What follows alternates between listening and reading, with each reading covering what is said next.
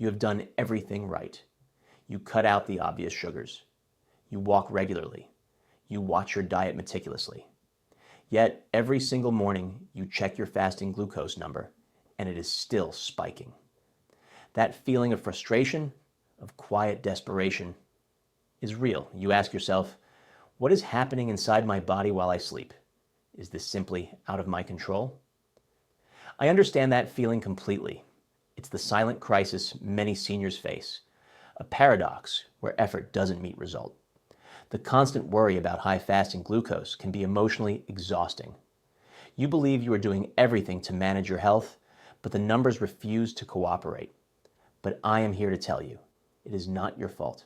It is often a timing problem, not a food problem. Today, we are diving deep into the science of chrono-metabolism. We are going to demystify the dawn phenomenon, that frustrating, invisible blood sugar spike that happens while you sleep.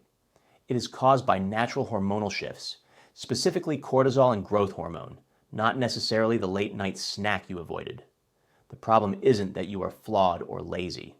The problem is that your body's metabolic clock is out of sync with your daily schedule. My thesis is simple and sharp. Your body's glucose stability isn't a food problem. It's a clock problem. By mastering 3 simple rules of chrono-metabolism, you can naturally end the dangerous morning blood sugar spike and regain control of your A1C without counting a single carbohydrate. This approach is a genuine game changer, shifting your focus from restriction to strategy. If you've struggled with blood sugar control, this video will give you the precise, actionable timing adjustments the body actually understands. Let's begin by setting the metabolic stage, the science of chrono-metabolism. The human body is governed by a precise internal rhythm called the circadian clock. This clock regulates everything from your sleep-wake cycle to your digestion and, critically, your insulin sensitivity. Insulin sensitivity is simply how well your body's cells respond to insulin, the hormone that clears glucose from your bloodstream. Here is the key insight that changes everything about blood sugar timing. Insulin sensitivity is not constant throughout the day.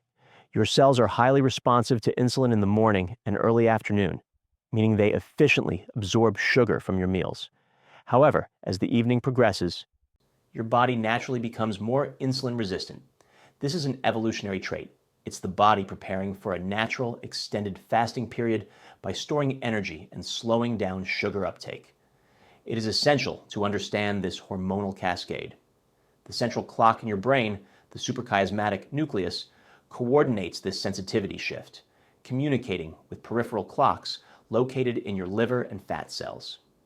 When you eat late, your body is in this resistant state, making it extremely poor at processing that late glucose load.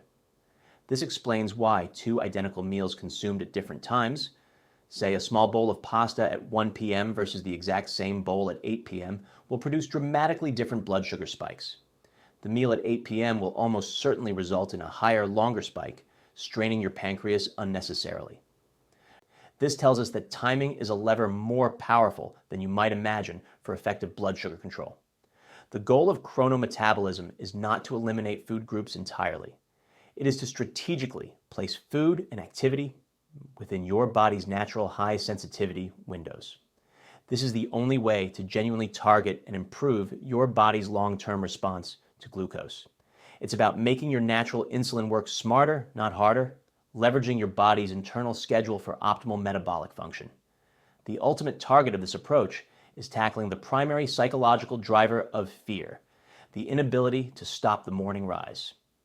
Let's shift to rule number 1, a simple, powerful adjustment you can make at the breakfast table to immediately lower your post-meal spikes. Timing. Rule 1. The breakfast tactic, the protein fiber first principle. For decades, we were told to focus only on the total carbohydrate count. However, modern science proves that the order in which you eat is a revolutionary new tool for achieving immediate blood sugar stability. This is the protein fiber first principle. Here's the data. Multiple independent studies, including rigorous work done at institutions like Cornell University between 2015 and 2021, consistently show that consuming protein and fiber before carbohydrates can reduce the post-meal glucose peak by a significant margin. Depending on the specific food composition and the individual's insulin sensitivity, this reduction can be as high as 40 to 50%. Think about the profound implication of that percentage. You are dramatically blunting the glucose spike simply by rearranging the sequence of food on your fork. The mechanism is sophisticated and elegant.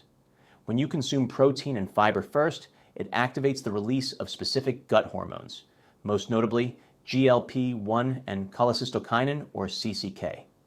These hormones do two critical things.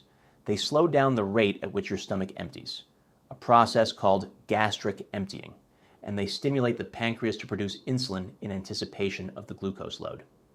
This slowdown is the critical key. Instead of a sudden, overwhelming rush of glucose hitting your bloodstream all at once, the absorption is gradual, giving your body's natural insulin a gentle, steady workload it can easily manage. It's like turning a high-speed torrent of water into a slow, controllable stream. So, how do you apply this breakfast tactic practically, especially for seniors looking for simple steps? Stop eating your carbs first. If your breakfast includes toast and eggs or oatmeal and nuts, do not dive into the starch immediately. Start with the protein and fiber. Take 3 substantial bites of your eggs, a scoop of Greek yogurt, or a piece of cheese first. Then have a small handful of nuts, seeds, or some spinach before touching your cereal or bread. If you are having a sandwich for lunch, consciously eat the meat, chicken, or cheese first, then finish with the bread. This simple stacking method acts as a natural, edible speed bump for your digestion, reducing the load on your pancreas. A practical smart swap for many of you is replacing highly refined cereals or instant oatmeal, which is essentially a fast-digesting carb rush, with overnight oats mixed with a high-protein source like chia seeds, flax seeds, or a scoop of unsweetened protein powder. This one-timing adjustment sets a more stable tone for your blood sugar for the entire day. Timing. Rule. 2. The post-meal minute, the 15-minute glucose burn. Many people believe that exercise must be intense, difficult, or take place in a gym to be effective for metabolism. Frankly, that feeling of intimidation can be a major barrier to adherence. But when it comes to blood sugar control, you don't need a marathon. You just need a few minutes of perfectly timed movement. This is the 15-minute glucose burn. Research published by organizations like the American Diabetes Association confirms that physical activity performed immediately after a meal is significantly more effective at lowering post-meal glucose levels than exercising at any other random time of day. The ideal sweet spot for this glucose clearing activity is generally 30 to 60 minutes after you have finished eating, right when glucose is peaking in your bloodstream. Why is this so powerful? Your muscles act as the primary glucose storage site, effectively a major glucose sink.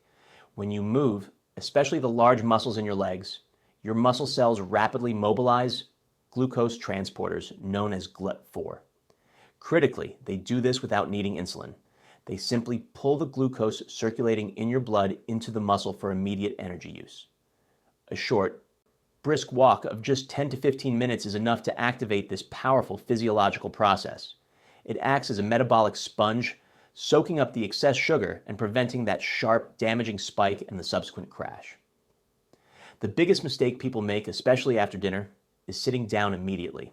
If you have a large meal, particularly in the evening when your insulin sensitivity is naturally lower, and then you sit to watch television or read, that glucose gets trapped in your bloodstream, setting the stage for a poor reading the next morning. This rule is absolutely crucial for dinner. Dinner is the most metabolically challenging meal because it leads directly into your period of lowest insulin sensitivity, your sleep. The solution is integration, not intensity.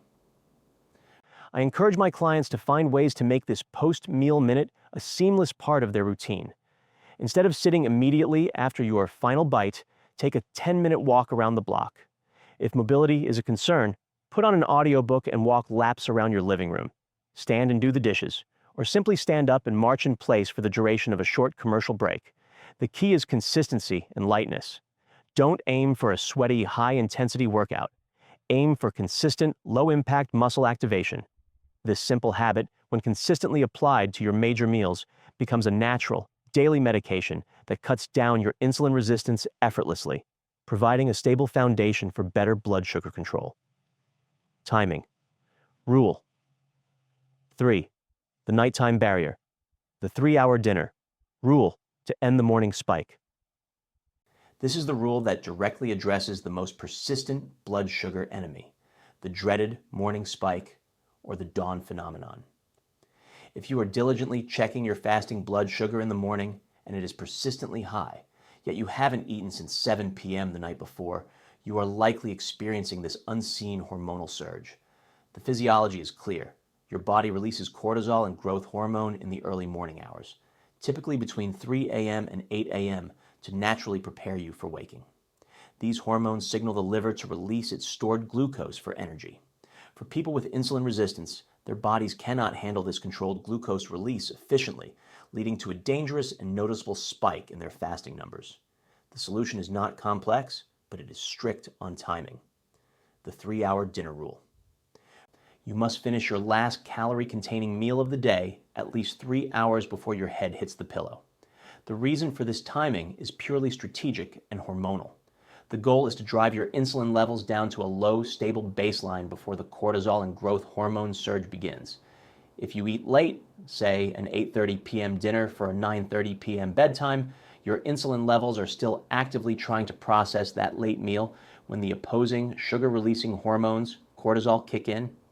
This creates a metabolic traffic jam where the sugar cannot be cleared effectively. When you adhere to the 3-hour dinner rule, you create a clean, extended fasting window of 12 to 14 hours. This allows insulin to finish its job completely, enabling your body to better counteract the natural hormonal release without the dangerous spike. Let's look at the lifestyle integration of this barrier. If your consistent bedtime is 9:30 p.m., then your dinner must be complete by 6:30 p.m. This means rethinking your evening schedule, perhaps prioritizing an early, lighter dinner over the late evening news or a long movie. The power of this timing rule is compounded by the critical insight. Quality sleep itself is your most powerful, free medicine for metabolic health. Studies show that even a single night of poor or restricted sleep can significantly impair insulin sensitivity the next morning. When you are sleep deprived, your body pumps out more cortisol, the stress hormone, making you more insulin resistant and dramatically amplifying the dawn phenomenon. The 3-hour dinner rule forces an earlier meal, which naturally supports an earlier, higher quality sleep, creating a virtuous Chrono-Metabolism cycle. Furthermore, we must address a hidden trigger that even the 3-hour rule cannot prevent: chronic psychological stress and anxiety about sleep. If you lie in bed worrying about your health, your finances, or any ongoing stressor, your brain continues to pump out cortisol. Cortisol, regardless of the source, be it physical starvation or psychological anxiety, is a potent sugar-releasing hormone.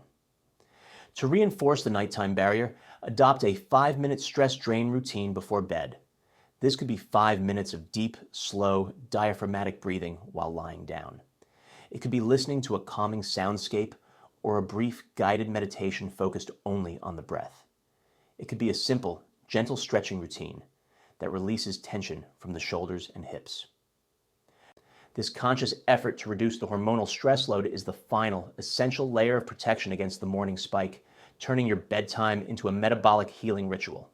We have established that your battle against high blood sugar is often a battle against poor timing. The problem is not the clock on the wall, but your internal chrono-metabolism, a system we can learn to work with. We now have the tools to fix it. We covered the 3 timing rules that stabilize glucose throughout the day. Number 1, the protein fiber. First principle at breakfast, controlling the meal structure. Number 2, the post-meal minute, a 10-15 minute gentle walk after every major meal, especially dinner, to clear glucose. Number 3, the nighttime barrier, ending your meal intake at least 3 hours before sleep to disarm the dawn phenomenon. These small strategic shifts are evidence-based and powerful.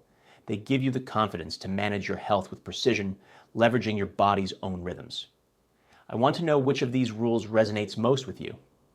What is the one small timing change you've made, eating dinner earlier, walking after a meal, etc., that gave you the biggest surprise in your morning glucose reading? Share your secret below. Your experience helps this entire community. Now, if you are wondering about the perfect bedtime snack to further support your chrono-metabolism, or if you simply need the exact recipes to maximize the 3-hour rule, I have the next video ready for you to learn exactly what to eat or avoid before bed to support your chrono-metabolism and guarantee a low fasting glucose reading. Click on our next video here. The 5 best and worst bedtime snacks for a stable morning. Blood sugar, chrono-metabolism. Part 2. Thank you for trusting the science. And remember, control is always within your reach. Disclaimer: the content in this video is for informational purposes only and is not intended to be a substitute for professional medical advice, diagnosis, or treatment. Always seek the advice of your physician or other qualified health provider with any questions you may have regarding a medical condition.